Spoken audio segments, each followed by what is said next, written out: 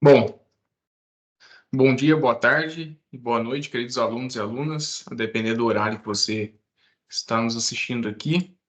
De forma excepcional, nós teremos hoje nossa aula número 07, em relação à matéria de Direito Empresarial. Nós daremos início aí ao conteúdo sobre sociedade limitada. Então, antes de começarmos a falar sobre a matéria de hoje, gostaria de recapitular com vocês algumas questões. Como a primeira, esta matéria é a nossa primeira matéria envolvendo a matéria da segunda prova. Então, a primeira prova oficial, que será realizada na segunda semana de abril, ela vai ser cobrada até a aula número 6. Então, nós estamos falando aí da aula da semana passada. Nesse momento que eu estou gravando para vocês é a sexta-feira santa. De antemão, já desejo uma feliz Páscoa para todos. E, enfim, então nossa aula hoje será sobre um conteúdo da segunda prova. Isso interfere na questão de prestar atenção, ter foco, entender o conteúdo? Não, tá? Ponto positivo, por se tratar de uma gravação, uma aula num formato excepcional, tendo em vista que nossas aulas aí, elas são realizadas presencialmente, vocês vão poder revisitar novamente esse conteúdo que eu estou passando para vocês, eventual tópico, quem ficar com dúvidas, vocês vão poder reassistir, e também nada impede que me procurem novamente depois, com as dúvidas, para a gente também amadurecer e não deixar estes pontos em aberto. Pois bem, né?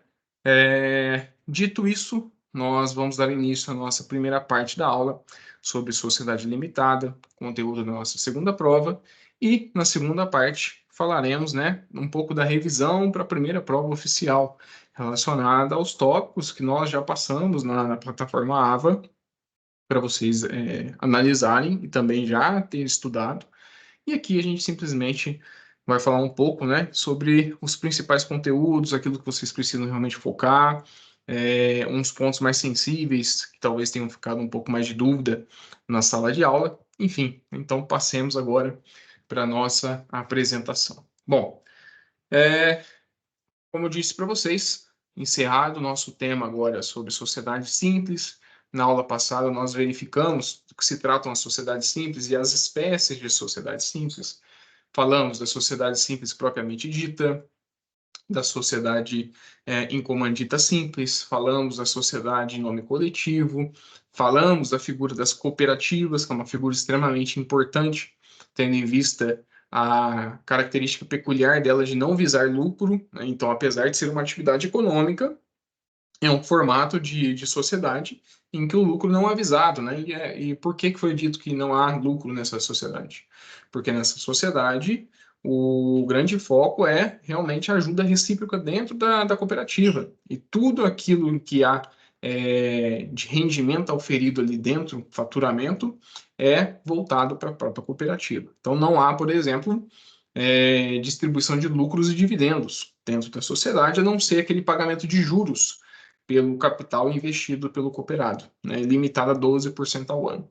Então, encerrado os tópicos relacionados às espécies de sociedades simples, passamos agora às sociedades limitadas. Vou pedir para vocês um pouquinho de paciência, porque eu estou me adaptando com essa plataforma no Microsoft Teams. Então, pode ser que, né, na transição de materiais, ou na explicação, na gravação também, isso talvez fique um pouco, não fique no melhor dos cenários, mas acredito eu, né, fazendo o máximo possível aqui para vocês, que não teremos maiores problemas. Combinado? Enfim, passemos agora, iniciando a matéria. Bom, o nosso formato de aula e conteúdo dessa aula número 07 recai sobre sociedades limitadas. A divisão do conteúdo, nós falaremos da estrutura da sociedade limitada e do seu funcionamento, né?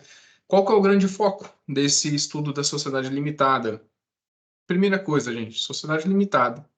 Ela é uma sociedade que ela é usada por a maioria das empresas, né, no nosso cotidiano, principalmente aqui dentro do Brasil.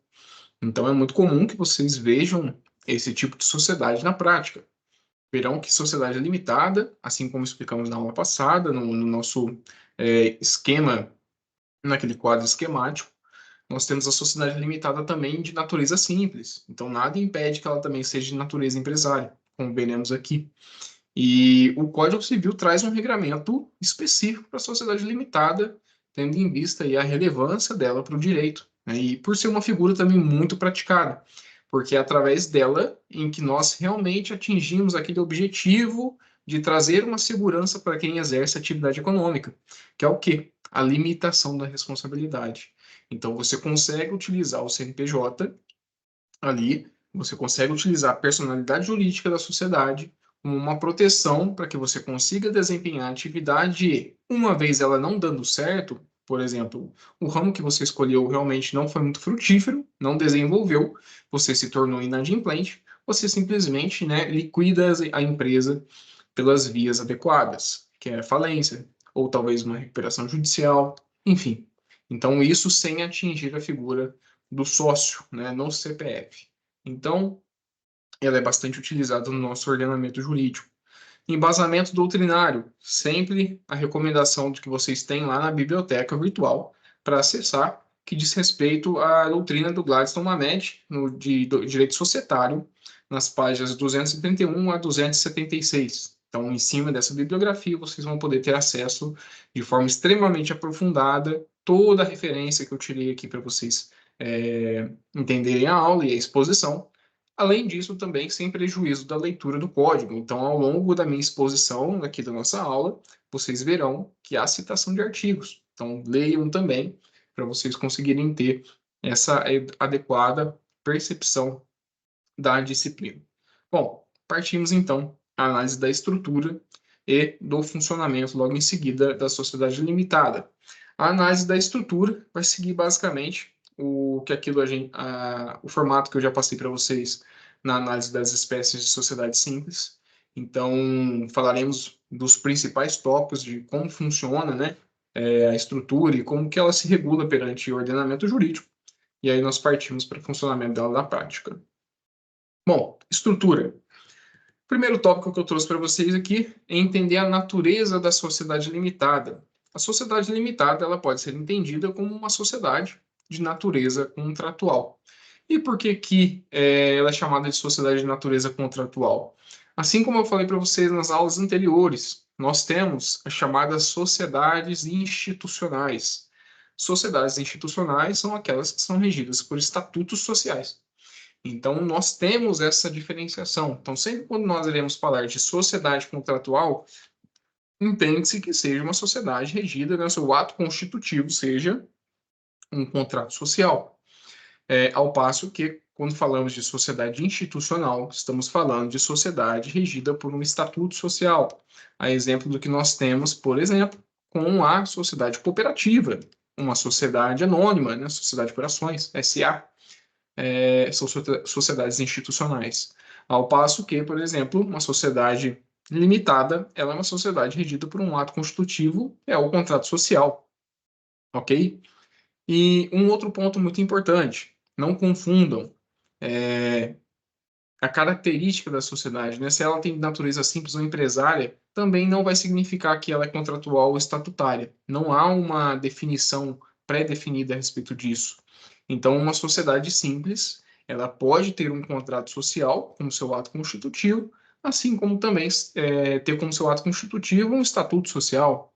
Ou seja, não é porque ela é uma sociedade de natureza simples que ela vai ser regida por um contrato social ou por um estatuto.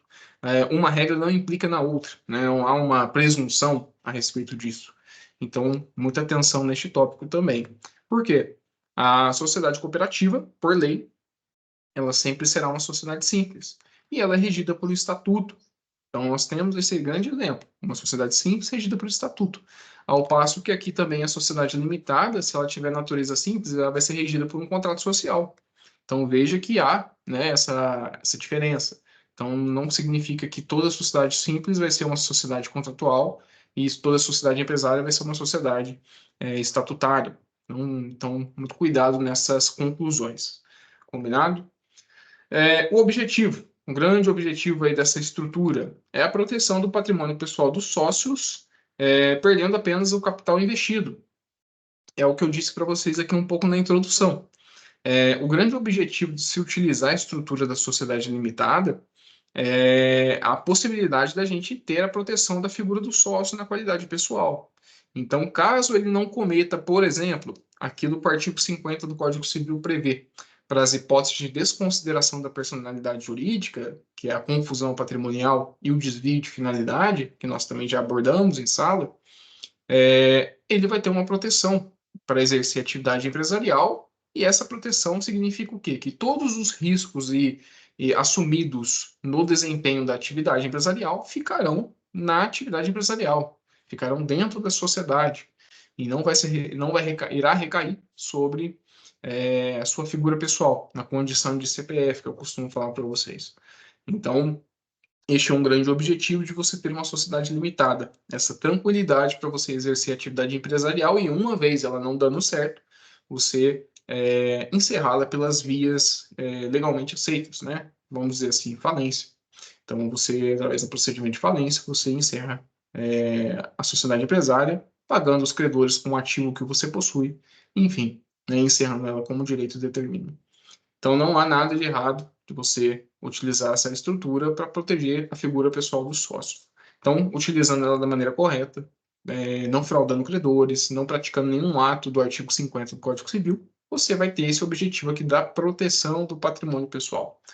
E por que eu coloquei aqui que há apenas a perda do capital investido? O capital que eu digo, gente, é o capital social. Então, você, para constituir uma sociedade empresária, você vai lá e leva ela a registro, né? Leva o ato constitutivo dela a registro e você dá início à vida dela. Uma vez dado início à vida dessa sociedade empresária, você precisa investir. É um determinado valor que é colocado lá dentro, seja em bens imóveis, seja em bens móveis, seja em dinheiro, né, em pecúnia, mas precisam ter valoração, precisam ser estimados economicamente. E uma vez colocado este valor, a sociedade ela vai ter um capital para começar a operar, ou seja, aqueles com quem ela fazem negócios vão saber que ela tem, por exemplo, um capital pré-estabelecido, e isso também traz certa segurança na hora de negociar. Porque concorda comigo, você tem uma empresa nova, você ainda não tem, por exemplo, o score dentro do mercado, uma figura muito utilizada hoje, principalmente para empresas que adquirem de fornecedores de forma a prazo, e ela permite, né, uma certa confiança na possibilidade de adimplência dessa sociedade. Então, tendo score alto, você consegue comprar de fornecedores. Por isso que é importante você não ter protestos, por exemplo, na sua sociedade, senão, realmente, a depender do seu negócio, você vai enfrentar bastante dificuldade. Então, tendo a figura do capital investido, aquela empresa que vai negociar com você, ela já tem uma certa segurança. Então, olha, caso ela venha ficar devedora, nós temos um capital ali que nós podemos nos assegurar para cobrar nossas dívidas. Então, tem este objetivo. Combinado? E uma vez, né, assim, essa sociedade não dando certo, ela se encerrando, liquidando e, enfim, você se tornando inadimplente, você vai perder apenas o seu capital investido. Então, o valor que você colocou lá para a sociedade dar início, né, ou começar a operar, ele vai ser perdido em proveito do seu credor. Então, não tenha nada de errado nisso e é uma consequência lógica dessa estrutura. O que nós temos agora, na segunda etapa, falando sobre histórico. Tivemos a previsão da sociedade limitada, perdão, da sociedade em comandita simples, lá no Código Comercial de 1850.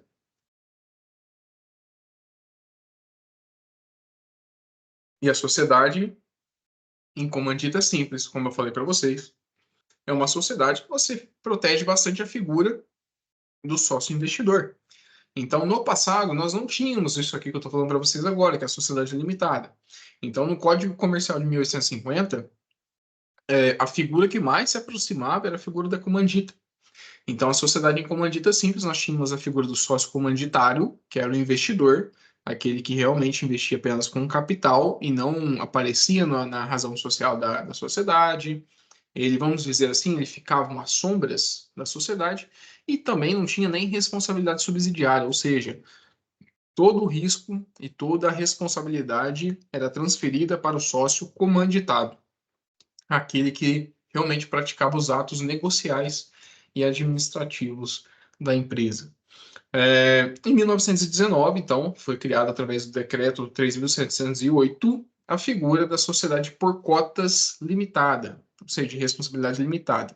Ela não era chamada, por exemplo, de sociedade limitada como a gente conhece hoje. Era sociedade por cotas de responsabilidade limitada. E em 2002, com a inauguração do nosso Código Civil atual, ela se tornou a chamada figura de sociedade limitada. E, para trazer para vocês, né, uma informação importante, nós temos aqui que este tipo societário, né, essa espécie societária, é adotada por mais de 99% das sociedades empresárias do Brasil. E esses são dados extraídos do DRE. Então, no Departamento de Registro Empresarial, nós temos esta informação. E por quê que há essa grande gama, né, de sociedades de um tipo só? Justamente por conta desse benefício da limitação da responsabilidade e também da facilidade de você também manusear esse tipo societário. Então, um contrato social com cláusulas não tão complexas, iguais à lei da sociedade por ações demanda. Então, é um tipo bastante adotado por isso. E como eu tenho dito para vocês, desde o início das nossas aulas de empresarial, o contrato social ele é muito maleável, é um instrumento muito flexível. Então, aquilo que a lei não veda expressamente ou não determina um quórum específico, você pode, né, dentro da sua liberdade contratual entre os sócios, disciplinar como vocês bem entenderem para adaptar à sua realidade, sempre observando, obviamente, a legislação. Então, em razão disso, ela é muito usada. Então, ela, através do contrato social, você consegue ali adaptar, conforme o caso, para todos os tipos de negócio. Então, nós temos dos maiores players, que é, por exemplo, a General Motors do Brasil, que é a Chevrolet, até os menores, então os bares e restaurantes de menor porte, vamos assim dizer, que eu coloquei aqui no exemplo, por exemplo, Bar do Tchau Limitado. Então, nós temos aqui a utilização da mesma estrutura. E, enfim, né, agora a gente passa aqui para a questão do regime jurídico, e logo de início já casou com uma informação que eu queria passar para vocês.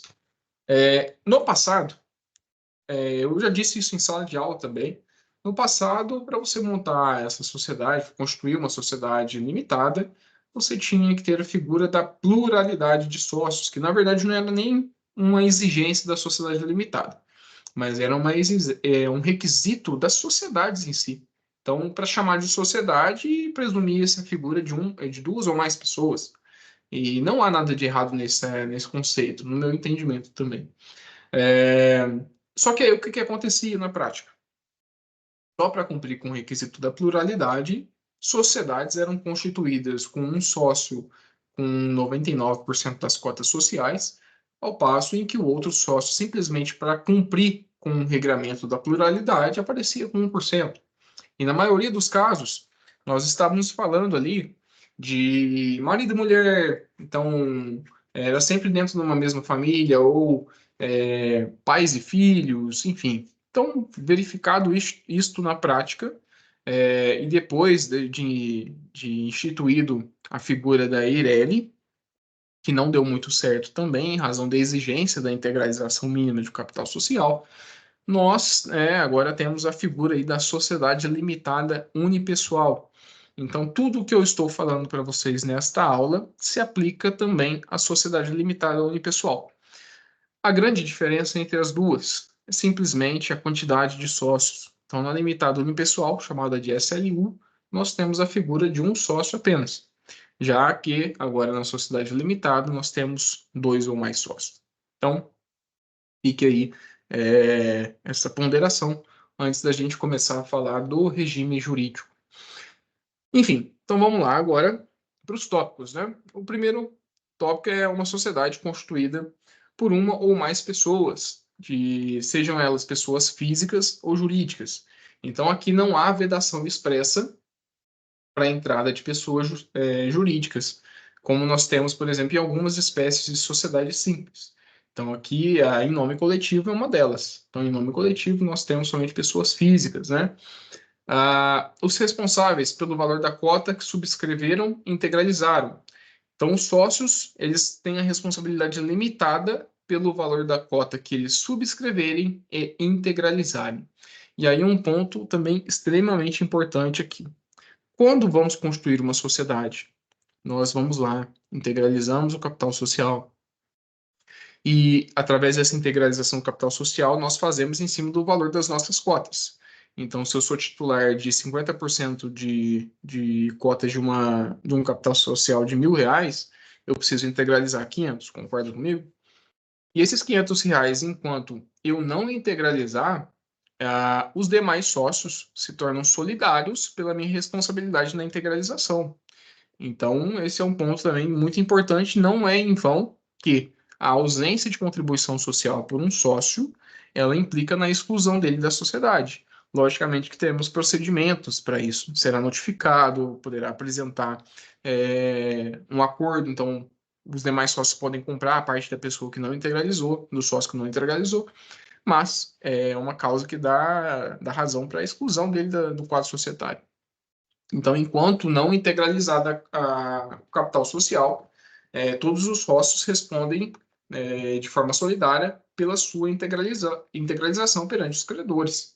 Então, este é um ponto também muito importante para garantir ali a lisura e a integridade da operação. Integralizado totalmente, não há outro reembolso e não há responsabilidade subsidiária. Então, o que nós estamos falando aqui é que, uma vez cumprido a integralização total da cota social, o que você vai perder em eventual negócio falido, vamos assim dizer, né, o eventual negócio inadimplente, é justamente a perda do capital que você investiu nessa sociedade. E não uma responsabilidade, por exemplo, subsidiária dentro do seu CPF, a não ser que nós estejamos falando das hipóteses que eu comentei mais cedo, o artigo 50 do Código Civil, do cometimento de fraude, ou se também nós estivermos falando da questão da dissolução irregular, que é o encerramento da empresa de forma irregular. Ou seja, você simplesmente fecha as portas do seu estabelecimento, da sua empresa, sem comunicar ao fisco, sem comunicar à junta comercial e sem adotar os procedimentos adequados de liquidação. Se for uma sociedade que não esteja com dívidas, você vai liquidar ela de forma extrajudicial ou judicial. Enfim, né, liquidando as cotas dos sócios. Agora, se for uma sociedade que ela tem muito passivo, mais passivos que ativos, você precisa encerrar ela através de um procedimento falimentar. Então, se você não fizer isso, né, a sociedade ela vai ser encerrada de forma irregular e vai implicar na responsabilidade pessoal dos sócios. Caso um sócio não integralize, todos os outros ficam responsáveis solidários pelo valor faltante. É o que eu comentei mais cedo para vocês. Aplicação subsidiária pela sociedade simples e, caso mencione, pela lei das SAs. Então, este é inclusive, dos fundamentos, um dos motivos pelo qual nós temos a utilização dessa figura aqui em 99% dos casos, né, das sociedades brasileiras. Por quê? Porque nós temos um regramento específico da sociedade simples, da sociedade limitada, com a possibilidade de você utilizar um regramento de forma subsidiária pela sociedade simples, que nós já estudamos, e caso você queira adotar cláusulas e condições mais complexas, a exemplo, por exemplo, da adoção de cotas a níveis preferenciais ou ordinários. Então, nós temos, por exemplo, dentro da SA, a existência de cotas com privilégios. Então, cotas preferenciais e cotas ordinárias, divididas em classes. Então, se você quiser trazer uma estrutura um pouco mais complexa para a sociedade limitada, você consegue, simplesmente mencionando isso no contrato social. Mas, obrigatoriamente, você precisa constar isso no contrato social. Caso você não fale nada, você não mencione nada no seu contrato social, nós teremos aplicação subsidiária pelas leis da sociedade simples, que é uma estrutura bem menos complexa. Se for sociedade simples, não pode ter regência supletiva por sociedade de ações ou sociedade anônima. É o caso, por exemplo, da sociedade limitada possuir natureza simples, e aí, obviamente, por uma incompatibilidade, você não pode ter o regramento da sociedade, das SAs, regendo esse tipo societário. Como eu falei para vocês, As SAs, assim como as cooperativas, elas têm a natureza jurídica estabelecida pela lei. Então, ao passo que as cooperativas são sociedades simples por determinação legal, sempre as SAs sempre serão empresárias. Então, em razão deste regramento, por incompatibilidade, não podemos ter regência supletiva das leis das SAs por sociedade de natureza simples. Então, muita atenção neste ponto. É uma sociedade também que, em função das pessoas e não do capital, então a figura das pessoas ali geralmente importa mais do que o capital investido, via de regra. Todavia, de forma atenuada, pois o sócio titular com participação inferior a 25% do capital social não pode se opor à cessão de cotas para terceiros, mas o contrato ele é livre para dispor o contrário. Então, caso não haja nenhuma previsão em contrato social expressamente, teremos que respeitar este quórum em relação à oposição das cotas para cessão a terceiros. Então, é uma possibilidade aí que nós temos de que terceiros entrem e ingressem nessa sociedade. E o fato dessa sociedade também ser em função das pessoas é que, também na maioria esmagadora desse tipo societário, nós estamos falando de sociedades familiares, que são constituídas realmente por membros da família. E aí chega um determinado ponto em que a sociedade se torna muito complexa, a estrutura dela, a atividade empresarial deu muito certo, ela começa a atingir um patamar realmente muito alto de operação, e aí ela não vê outra opção a não ser se transformar numa sociedade anônima, que permite, né, uma regência, uma estrutura um pouco mais complexa perante a legislação, ou, né, e atendendo às necessidades particulares do caso, ou também o ingresso de terceiros sem mudar para a regência supletiva das SAs. Então, temos essa possibilidade. Passando aqui, nós temos também a possibilidade da mudança da regência supletiva, que exige um consentimento prévio de todos os sócios, embora o sócio dissidente, aquele contrário, possa se retirar da sociedade. Então, vamos supor que a sociedade limitada aqui, ela tem uma regência supletiva pela lei pelas normas da sociedade simples, que é o padrão, é o que nós temos mais visto na prática. E essa sociedade ela começa a atingir um nível de complexidade muito alto, a ponto de precisar ter a regência supletiva agora não pela lei da sociedade simples, mas pela lei da sociedade anônima, que permite, por exemplo, o estabelecimento de cotas e distribuição desproporcional dos lucros, estabelecimento de cotas por classes preferenciais ou ordinárias. Então, em razão dessa complexidade e precisando também aderir a novos investidores, você faz a mudança da regência supletiva, e isso através de alteração do contrato social. Só que, em razão dessa mudança da regência supletiva, ela realmente muda muitas regras dentro da sociedade. E por ser uma mudança muito abrupta, nós estamos falando ali de um quórum de consentimento prévio de todos. Ou seja, precisa ter unanimidade. Caso o sócio dissidente, né, haja algum sócio dissidente ou contrário a esta mudança de regência, ele tem a opção de se retirar da sociedade. Então, este é um ponto bastante importante para que vocês saibam a respeito da estrutura das sociedades limitadas.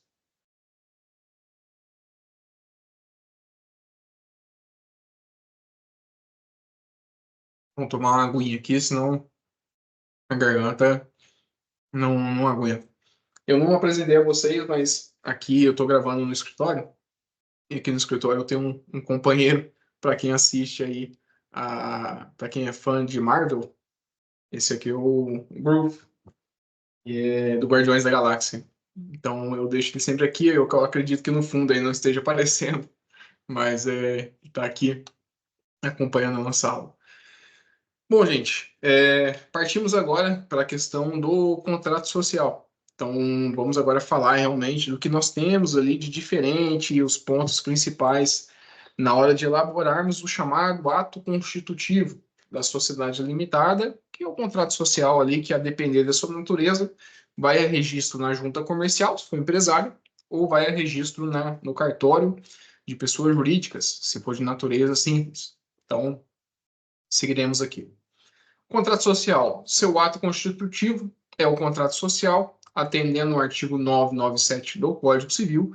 Então, no artigo 997 do Código Civil, nós temos lá estabelecido quais são os elementos que devem constar obrigatoriamente do contrato social. Então, temos lá a definição e denominação da razão social, a qualificação dos sócios, o objeto social, a sede, a definição do administrador, enfim, todos esses itens obrigatórios que devem constar do contrato social. Aqui é vedada a integralização por prestação de serviço, então vimos a figura do sócio de serviço, e a figura do sócio de serviço é permitida na sociedade simples, ok? Agora aqui na sociedade limitada, principalmente de natureza empresária, é vedada a integralização por prestação de serviço, porque o investimento em capital, ele é muito mais importante do que a prestação do serviço. Então, ele tira essa característica personalíssima e se torna uma sociedade de investimento. Terceiro ponto, na sociedade simples limitada, é possível estabelecer distinções em função das pessoas na participação dos lucros. Já na empresária, será proporcional às cotas. Então, na sociedade simples, de natureza limitada, também de responsabilidade limitada, nós temos a possibilidade de estabelecer a distinção de participação do lucro a depender da função das pessoas dentro da sociedade. É um permissivo em razão da natureza. Então, abre aspas, né, e uma exceção aqui. Nós temos que nas sociedades empresárias é vedado a integralização por prestação de serviço. Combinado? E via de regra, a natureza adotada por uma sociedade limitada. Mas nada impede que ela também adote um formato de natureza de sociedade simples. E adotando a natureza da sociedade simples, de formato limitado, é possível que haja, inclusive, sócios de serviço. Então, havendo sócio de serviço, você consegue prever uma distinção, né, uma forma diferente daquele sócio participar nos lucros, num percentual menor ou maior. Então, nós temos essa possibilidade. Já na empresária, ela sempre será proporcional às cotas sociais integralizadas por aquele determinado sócio. Na sociedade limitada, ainda falando de contrato social, podemos usar o nome social ou um nome fantasia, sempre com relação ao objeto social, seguido da palavra limitada, sob pena de descaracterização da responsabilidade. Então, para você constituir uma sociedade limitada, primeira coisa, obrigatoriamente a nomenclatura vai precisar estar seguida de limitada, justamente para deixar claro à sociedade, que este é o grande ponto, que você é uma sociedade de responsabilidade limitada, que os sócios estão ali exercendo a sociedade sob o manto da personalidade jurídica da sociedade. Já em relação à utilização do nome, né, social ou nome fantasia, você vai ter lá a razão social, que não precisa ter um nome fantasia, que é totalmente diferente. Pode colocar o seu nome e colocar limitada na frente. Mas o nome fantasia é aquilo que nós falamos, que dá a cara do negócio.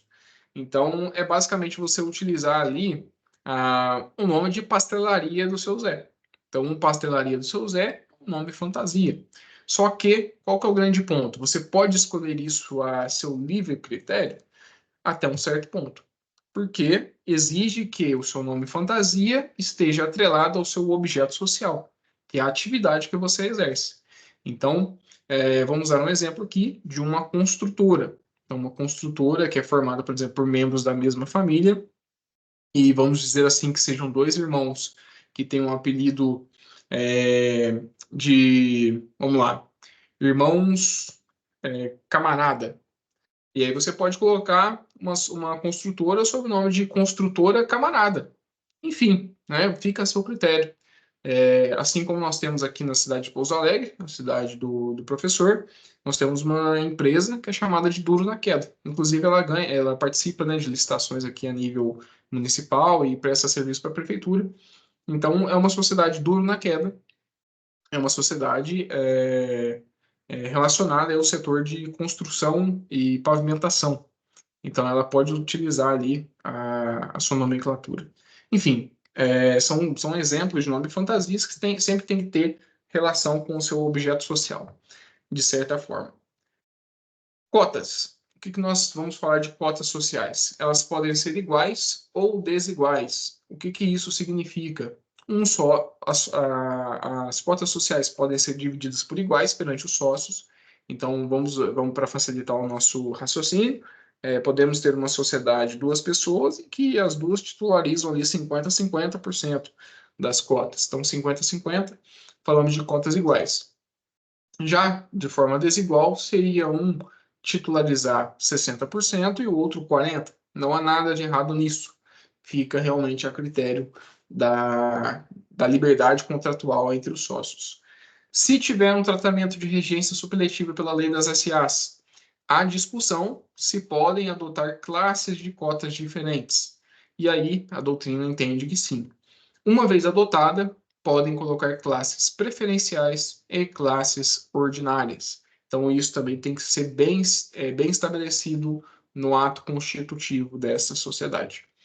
Não há um limite mínimo ou máximo para o capital social, falamos disso também lá na introdução ao direito empresarial, quando falamos do tema de capital social, a lei não estabelece um limite para sua existência ou para a participação societária também, de que o sócio majoritário precisa ter, por exemplo, 50 mais 1% das cotas sociais. Não, tudo isso é analisado caso a caso, porque nem todas as sociedades são constituídas por apenas duas pessoas, pode ter mais. E em relação à exigência mínima ou máxima do capital social, para que vocês saibam, hoje não há mais isso. Antes, nós tínhamos a exigência mínima de capital social para a figura da IREL. Então, nós tínhamos lá estabelecido legalmente uma exigência, mas hoje o dispositivo e a sociedade foi revogado e hoje não mais existe. O capital, né, as cotas, elas precisam estar expressas em valor em moeda corrente nacional, em reais, com o valor total do capital, o número e o valor das cotas, então, o valor unitário de cada cota. Na prática, adota-se ali realmente o valor de R$ 1 para cada cota, é o mais visto, em razão da facilidade depois de você repassar essas cotas e também fazer a sua transferência. A titularidade delas, então, quem vai deter ali o número de cotas estabelecidos e a correspondente participação no capital social. Essa indicação da correspondente participação no capital social diz respeito ao percentual. Então, é a mesma coisa de você falar lá que o Sávio tem 100 cotas sociais avaliadas pelo valor de R$ 100, e isso corresponde a 10% do capital social dessa sociedade. Então, precisa ter isso muito bem estabelecido. Dentro do contrato social, geralmente é trazido num quadro em que há o valor, por exemplo, ao sócio, a quantidade de cotas que ele titulariza, o valor unitário das cotas, o valor do somatório das cotas e o percentual dele em relação ao capital social. Então, nós temos isso estabelecido em quadros. Pode ser integralizado, né, as cotas após o ato constitutivo, ou seja, não é no momento que você cria, dá vida, início à personalidade jurídica da sociedade, é que você precisa pagar de imediato o valor da sua cota, né, integralizar o capital social. Você não precisa fazer isso de imediato.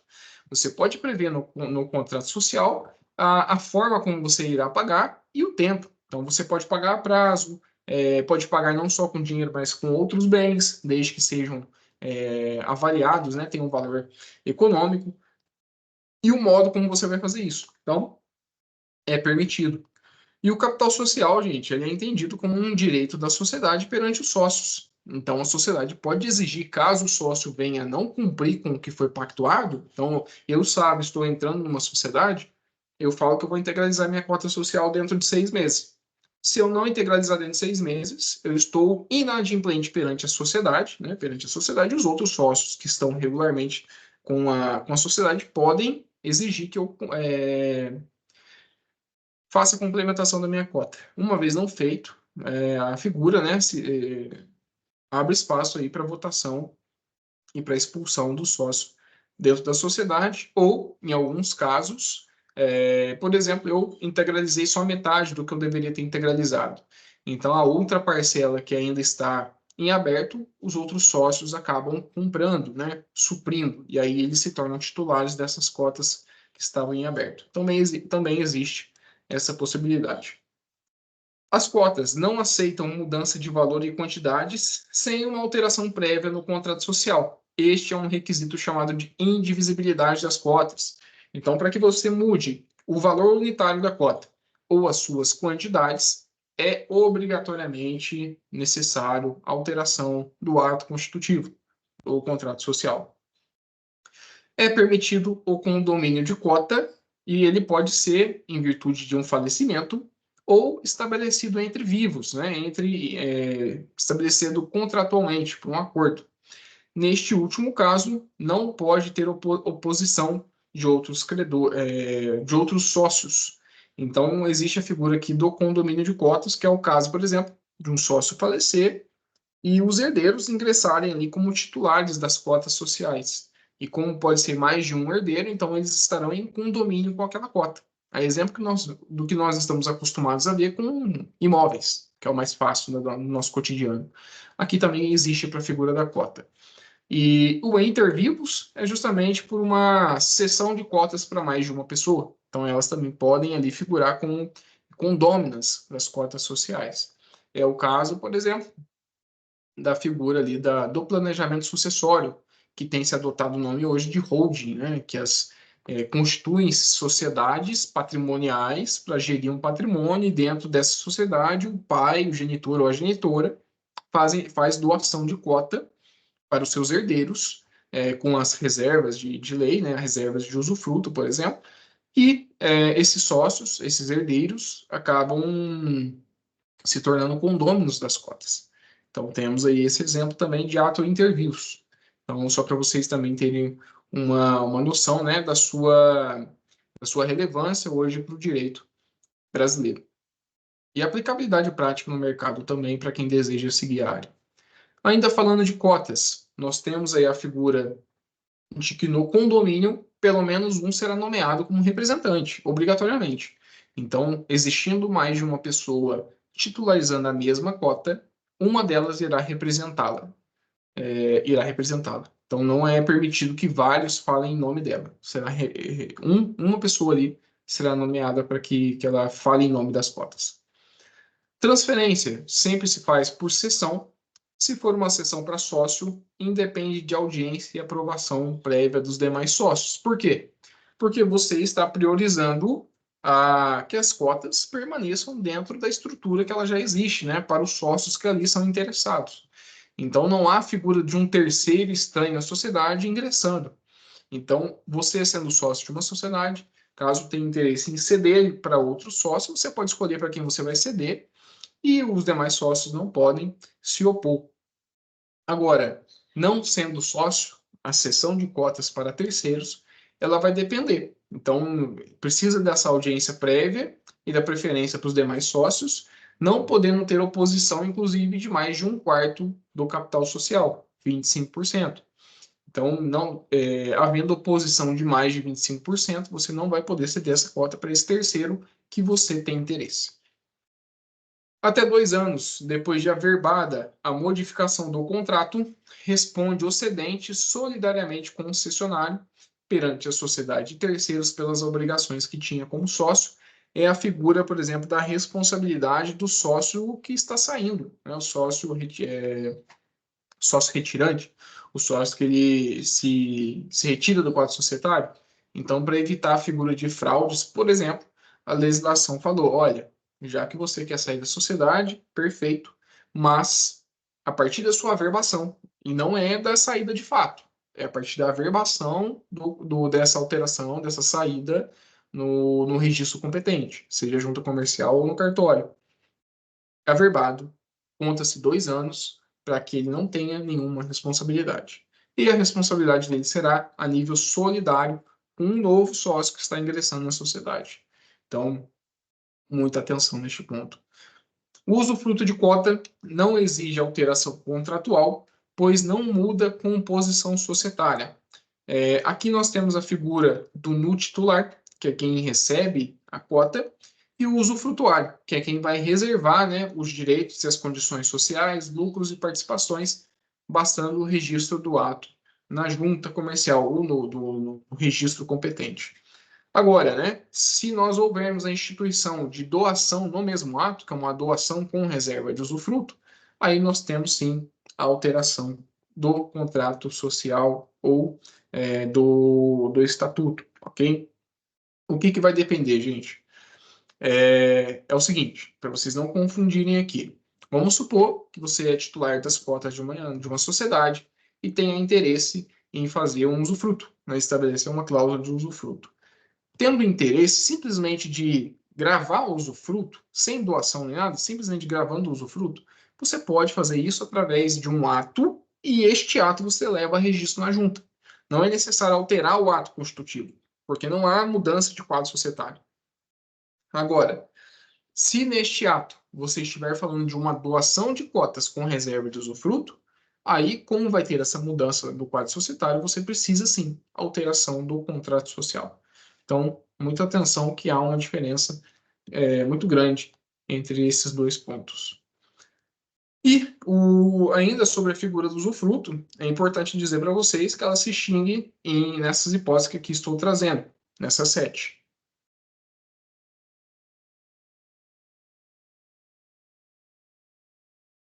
Ele vai se extinguir pela renúncia ou pela morte do usufrutuário, pelo termo de sua duração, ou seja, nós temos, por exemplo, a possibilidade de reservar um usufruto por prazo determinado. E aí, findado este prazo, o usufruto também se extingue. Pela extinção da pessoa jurídica em favor de quem o usufruto foi constituído, ou, se ela perdurar, pelo decurso de 30 anos da data em que se começou a exercer. Então, temos também aí basicamente a figura do usufruto por extinção temporal também. Pela cessão do motivo de que se origina, então ela foi estabelecida por uma determinada motivação. Então, eu como titular de uma cota, posso ceder posso gravar de usufruto para um filho meu, enquanto ele for casado. Ele se separou, eu posso retirar o usufruto pela liquidação da sociedade, incluindo a sua falência. Então, havendo a falência da sociedade ou sua liquidação, não há razão de existir mais o usufruto. Então, ele também é extinto. Pela consolidação, ou seja, há a reserva do usufruto, em que nós temos a figura do nulo titular e a figura do usufrutuário. Havendo, né, a consolidação desse usufruto para quem é no titular agora, ou seja, ele se torna ali proprietário pleno dessa cota, nós estamos falando da consolidação. Então, o usufruto também ele vai ser extinto, ou seja, a aquisição das cotas pelo usufrutuário. E por culpa do usufrutuário também, quando ele não exerce os direitos sociais relativos às cotas. Então, não exercendo os direitos sociais relativos às cotas, presume-se uma falta de interesse, e aí o usufruto pode ser extinto também. Podem ser dadas em penhor, em garantia, a alguma obrigação assumida, mas precisa verificar o quórum estabelecido no contrato social. Não exige alteração contratual, mas o registro sim. Então, você pode utilizar as suas cotas sociais como valor, como um bem e colocar isso em garantia, mas previamente você vai precisar ver se o seu contrato social ele permite fazer isso ou não. E o quórum também, para que você possa fazer isso, de aprovação. Não é necessário fazer, uma vez sendo possível, você não precisa dessa alteração contratual, então você não vai precisar alterar o contrato social, porque não há mudança do estado da sociedade, mas vai precisar fazer o registro na junta comercial. Você vai precisar ir lá e falar que sua cota social está gravada com um penhor. Também podem ser penhoradas, mas aí é diferente da figura do penhor, né? Vocês vão estudar isso, salvo engano, em processo civil. Mas aqui o penhor é basicamente dar em garantia coisa móvel. Já na questão de penhora, é uma penhora que nós estamos falando em virtude de uma decisão judicial por dívida.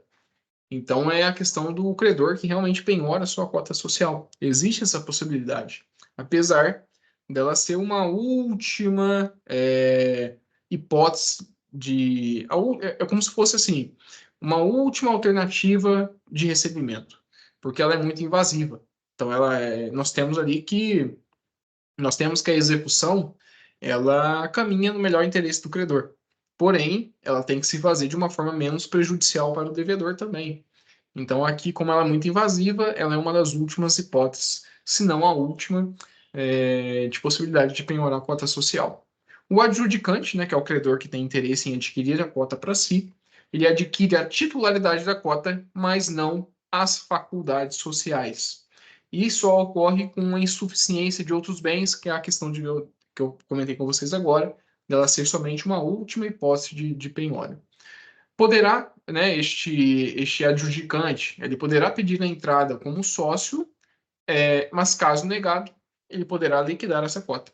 Então, via de regra, não é muito admitida a figura da pessoa que penhorou a cota do sócio, né, em virtude de uma lide prévia, uma discussão, enfim.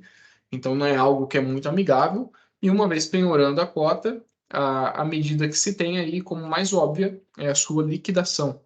Então, caso não seja permitida a sua entrada na sociedade, ele então pegará as cotas que ele penhorou e irá apurá-las, né, liquidá-las para receber o que é de direito. Se for uma sociedade de capital, então, assim, neste cenário ainda que eu estou falando para vocês, se for uma sociedade de capital, a exemplo das SAs, o credor, né, o adjudicante, ele pode escolher livremente se ele entra como um sócio ou se ele simplesmente opta em liquidar estas cotas ou ações, né, no caso. Enfim, na figura das cotas sociais, é isso que nós temos para falar de mais relevante da sociedade limitada. E agora nós passamos para a figura do sócio remisso.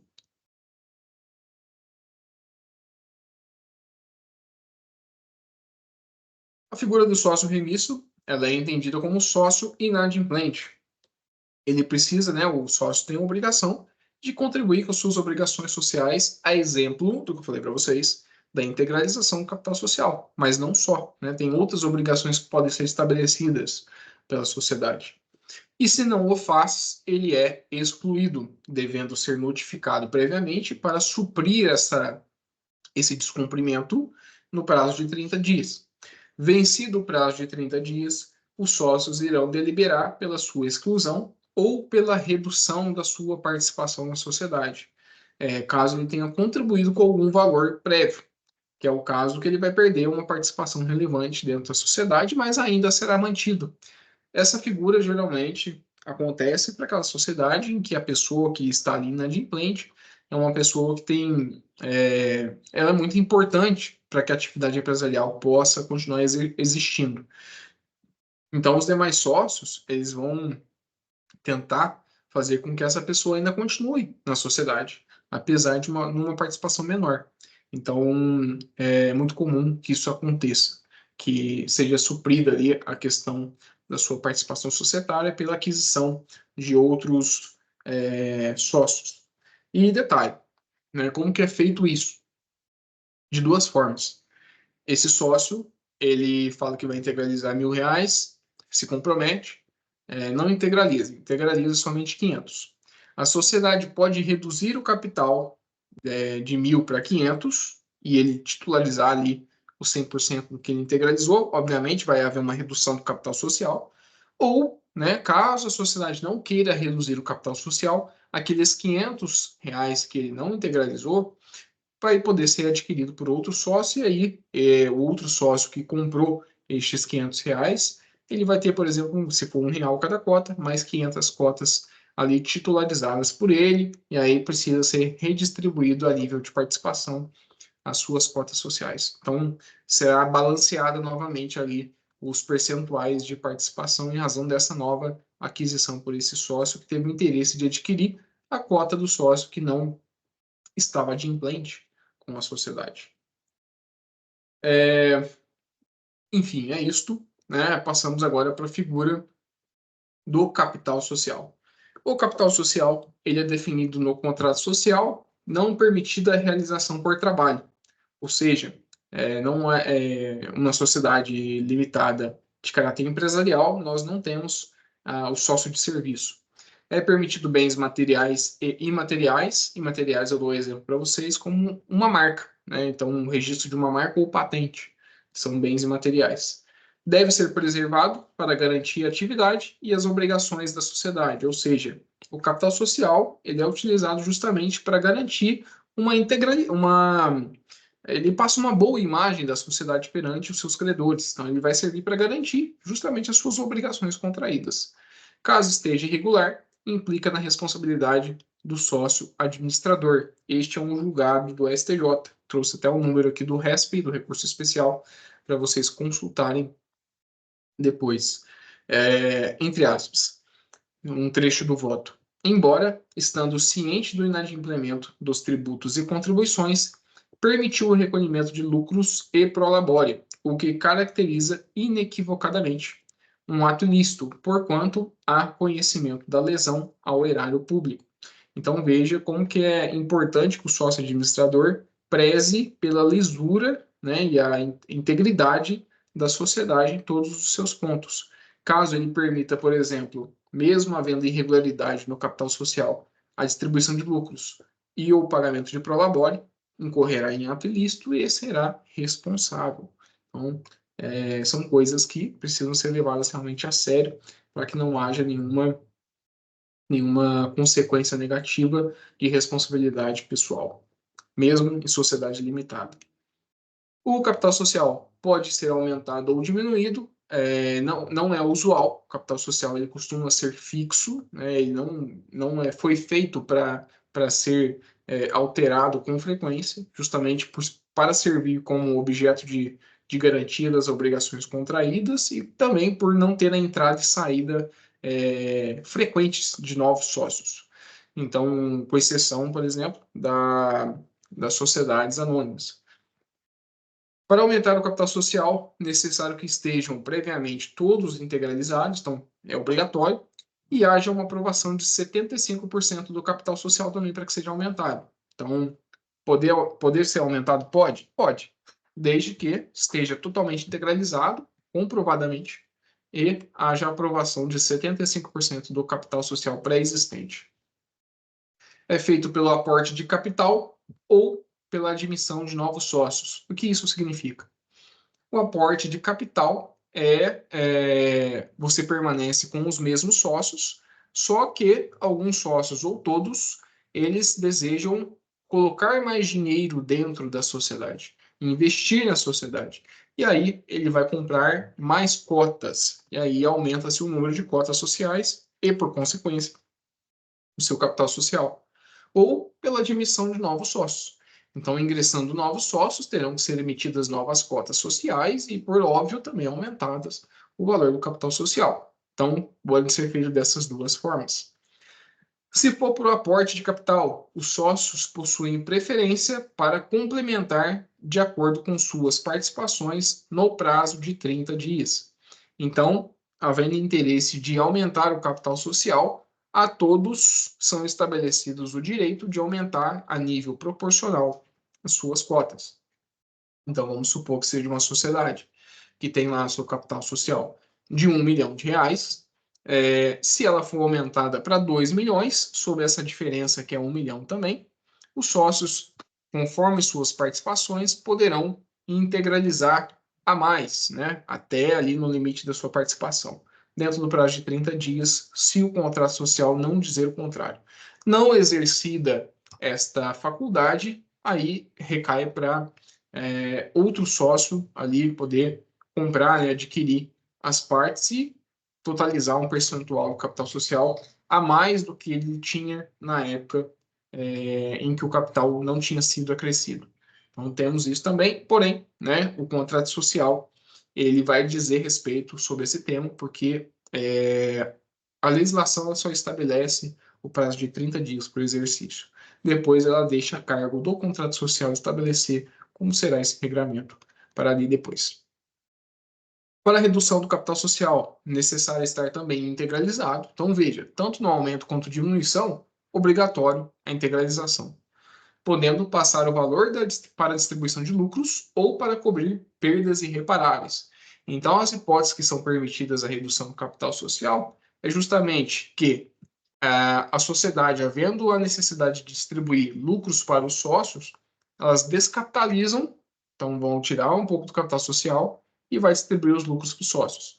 Ou havendo perdas irreparáveis dentro da sociedade por alguma ocasião ou algum fato que aconteceu no exercício da atividade, também pode haver a diminuição do capital social para cobrir, né, e fazer jus a essas despesas, devendo ser previamente aprovado por 75% do capital social também, e com perda do direito patrimonial sobre a parcela da cota. Então, concordem comigo que quando você vai ingressar numa sociedade, você integraliza as suas cotas sociais para constituir o capital social, e este valor fica lá. Caso você saia futuramente dessa sociedade, as suas cotas serão liquidadas, levando em consideração o valor que você integralizou, para você ser reembolsado. Obviamente, através de uma liquidação, fazendo frente dos ativos e passivos e você sendo pago para isso. Agora, havendo a redução do capital social, você perde parte do capital social ali para poder fazer frente, né, à distribuição de lucro ou perdas, para fazer frente às perdas. Nestes dois casos, você vai perder o valor da sua cota, do seu capital social, obviamente de uma maneira proporcional, e não na hora de você se sair da sociedade ou fazer a liquidação da sua cota, este valor, né, não será ali levado no cômputo dos valores que serão devidos. Todos esses atos que eu falei para vocês precisam ser registrados e alterados no contrato social, porque nós estamos falando de alteração de capital social. Então, o capital social, além dele constar no ato constitutivo, ele também é uma informação pública. Então, se você entrar, por exemplo, na consulta de CNPJ no site da Receita Federal, jogar o CNPJ da Coca-Cola lá dentro e puxar no quadro societário, você terá lá acesso naquela aba do quadro societário, qual que é o capital social da Coca-Cola do Brasil. Então, é uma informação pública. Agora, a respeito do funcionamento. A sua administração deve ser feita por pessoa natural, e pode ser um não sócio, ou seja, precisa ter previsão contratual, mas pode ser um não sócio. Pode ser um administrador formado por profissão, registrado em contrato ou em ato apartado. Então, é permitido que você preveja isso já no contrato social, ali do ato constitutivo mesmo, ou em ato apartado. Ou seja, no começo, quando vocês constituíram a sociedade, os sócios tinham ali pré-definido que um sócio, fulano de tal, seria o sócio administrador. Mais para frente, a sociedade se profissionalizando, eles viram a necessidade de contratar uma pessoa para isso.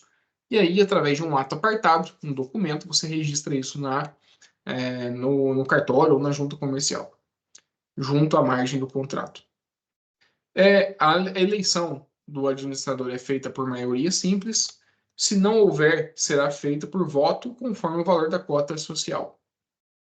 Eleição de não sócio depende de unanimidade, então todos precisam concordar, mas se estiver com o capital totalmente integralizado, serão 2/3. Então, havendo integralização do capital total, vocês poderão aprovar mediante 2/3 dos sócios, salvo disposição contrária. Então, também deixa aí a critério do contrato social dispor em sentido contrário. É possível a nomeação de gerentes para a prática de atos negociais, que é aquela figura que eu mencionei para vocês de responsáveis por setores. Então, existe uma empresa ali gigantesca que um sócio ou os sócios que existem não dão conta de dar conta de todas as tarefas da atividade empresarial. Então, eles nomeiam ali, geralmente, empregados, um cargo de confiança, que é chamado de gerente. Então, são gerentes do setor de produção, de marketing, de RH, enfim, né, todos aqueles ali que irão encabeçar e administrar um determinado setor. É permitido. São os responsáveis técnicos que atuam no âmbito das áreas empresariais que lhes foram confiadas, produção, vendas, engenharia, como delegados administrativos. Não há vedação legal, nenhuma forma específica, devendo observar o contrato social, caso haja uma previsão em sentido contrário. Então, se o contrato não disser nada, não há uma vedação ou um formato específico a ser seguido para suas nomeações. Só que tem um detalhe. E aí vem no último ponto aqui. Os atos praticados pelo gerente implicam na sua responsabilidade. E se a delegação desse gerente ocorreu sem autorização dos outros sócios, este sócio que delegou os poderes ali administrativos para esse gerente, ele será solidário com o gerente. Então, se os danos cometidos por ele, o sócio também vai ficar responsável solidário em razão dos danos. A administração, em regra, se faz por tempo indeterminado, mas pode prever uma eleição e um mandato por tempo determinados, sempre registrados. Para a saída da administração por prazo limitado, ocorrerá quando tivermos uma destituição imotivada de sócio, se por contrato social, mais da metade do capital social precisa aprovar. Se não é sócio ou por documento apartado, a maioria absoluta do capital, que é metade mais um do capital social integralizado. Ou por renúncia, então, no caso da sociedade por prazo limitado, o sócio também pode renunciar ao cargo. Não precisa ter motivação. É um pedido de saída do cargo, comunicando a todos os sócios com uma averbação na junta ou no cartório, logo em seguida. Temos também, se atuar com culpa, em sentido amplo, né? A sua negligência, imprudência ou imperícia. Responde pessoalmente perante a sociedade. E é obrigado a prestar contas, então a figura do sócio administrador é justamente para ele realmente ser o responsável ali por fazer o inventário da sociedade, o balanço patrimonial, elaborar o demonstrativo de resultado do exercício, podendo os demais, a qualquer tempo, examinarem a documentação. Então, os demais sócios também são interessados. E um parênteses aqui, tá? Uma exceção. O contrato social ele pode prever um momento em que os sócios poderão pedir e analisar esses documentos. Então, o contrato social também pode prever que a forma como será analisada essa documentação e em que época. Demonstração através de reunião é obrigatória para uma sociedade com mais de 10 sócios. Então, todos esses documentos que eu falei para vocês aqui em cima, que são de responsabilidade do sócio administrador, se for uma sociedade com mais de 10 sócios, isto tem que ser feito através de reunião, obrigatoriamente. Se for menos de 10 sócios, ele pode simplesmente disponibilizar esses inventários, os balanços, os demonstrativos, através dos canais de comunicação da empresa, enfim, né, não há que ser demonstrado através de reunião, apesar de ser recomendado. Apresentar as contas uma vez ao ano e quando há a sua saída. Então, o momento de apresentação de conta, anualmente ou quando ocorrer a sua saída. Conselho fiscal é um conselho em que ele pode ou não existir dentro da sociedade limitada. Então, pode facultativamente ser instituído para mandatos anuais. Então, seus membros ali terão, no máximo, mandato de um ano. Pode ser 3 membros ou mais, sempre com suplentes, podendo ser sócio ou não, sempre residentes no país e eleitos na Assembleia Anual. É uma figura rara para uma sociedade limitada. Geralmente, se tem ali o Conselho Fiscal para uma cooperativa, para uma SA, né? Mas a sociedade limitada geralmente não se costuma ter.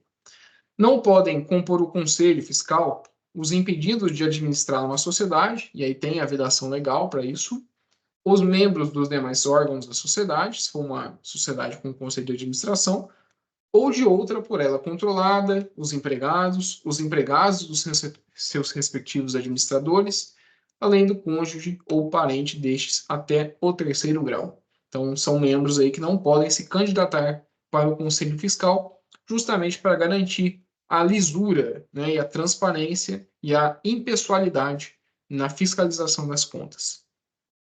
Os sócios minoritários, que possuem 1/6 do capital social, têm a possibilidade de eleger separadamente um membro e o seu respectivo suplente. Isso aqui, gente, é basicamente para garantir uma certa isonomia. É para dar voz àqueles sócios minoritários dentro da sociedade. Atribuições do chamado Conselho Fiscal. Ele tem algumas, que são examinar, pelo menos a cada 3 meses, os livros e papéis da sociedade, o seu estado do caixa e da carteira, lavrar no livro de atas e pareceres do Conselho Fiscal os referidos exames desses documentos do item 1, exarar no livro de atas e pareceres um parecer sobre os negócios e as operações sociais em curso, ou né, aquelas que foram no passado também contraídas, denunciar os erros, fraudes ou crimes que descobrirem, sugerindo uma providência, convocar a Assembleia dos Sócios, se a diretoria retardar por mais de 30 dias a sua convocação anual, ou por motivos graves e urgentes. Estão havendo também esses dois motivos aqui. É possível que eles convoquem uma assembleia chamada de Assembleia Extraordinária dos Sócios. Durante o período de eventual liquidação da sociedade, ou seja, ocorrido um fato de dissolução, passa-se a sua liquidação, que é o momento de se apurar o valor dela e pagar os sócios, eles podem praticar todos esses atos também acima referidos. Então, nada impede de que o Conselho Fiscal continue cumprindo com suas atribuições. As deliberações sociais, como que são realizadas? Podem ser tomadas em reunião ou assembleia.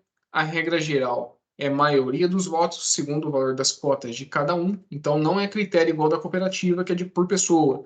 É um critério sobre o valor das cotas sociais. Então, uma pessoa, por exemplo, pode titularizar ali a maioria das cotas sociais de uma sociedade, ela sendo uma só, ao passo que as outras 10 pessoas titularizem menos, né, somadas ali menos do que aquela uma pessoa sozinha, única pessoa sozinha, ela tem. Então, pode ser que a vontade de uma pessoa, simplesmente pelo critério de cota, ela prevaleça sobre uma quantidade maior de pessoas. A realização do encontro físico dos sócios em reunião ou assembleia é dispensável sempre que todos os sócios decidam a matéria ou as matérias objeto da deliberação por escrito. Então, se decidirem por escrito, também é dispensado o encontro. Não exige unanimidade na deliberação se a lei ou o contrato social não exigirem. Então, a figura da unanimidade, ela é realmente para casos pré-estabelecidos, seja pela lei ou pelo contrato social, justamente por se tratarem de assuntos sensíveis. A exemplo da mudança da regência supletiva que eu comentei com vocês. Para a ocorrência da Assembleia, necessário, na primeira, pelo menos, 75% do capital social. Então, a presença obrigatória de 75% do capital social em primeira convocação, caso contrário, essa Assembleia não terá validade. A segunda, por sua vez, não há um número mínimo. Os administradores têm o dever de comparecer, não é facultativo, é obrigatório. É um dever legal de comparecimento. Já os outros sócios têm o direito, ou seja, eles exercem ou não, é um direito subjetivo. Dissolução parcial e total da sociedade limitada, ela vai seguir todo o nosso estudo, justamente não há nenhuma exceção do nosso estudo na aula número 5, que falamos de dissolução e liquidação de sociedades. Então, vai seguir todo aquele regramento. Bom, gente, sobre a aula 07, que diz respeito aí à sociedade limitada, encerramos o nosso conteúdo e a partir de agora, né, passamos para a segunda etapa da aula, que é a etapa de revisão dos pontos que irão cair na primeira avaliação oficial. Agradeço e até daqui a pouco no conteúdo seguinte. Forte abraço.